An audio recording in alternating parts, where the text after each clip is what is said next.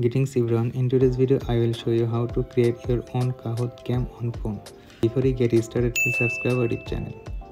So for this you just need to open your Kahoot application here, and you can see here are the option called discoveries, enter pin, create and library etc.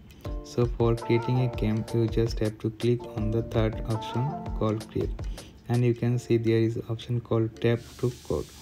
Our image you can edit, or you can upload the image from the game here, and here you can enter the title for the application or game you want to make on it here. So we will just type new out like my question, my answer, this is the game, and I will just select the theme from here, standard theme and heart theme, midnight theme.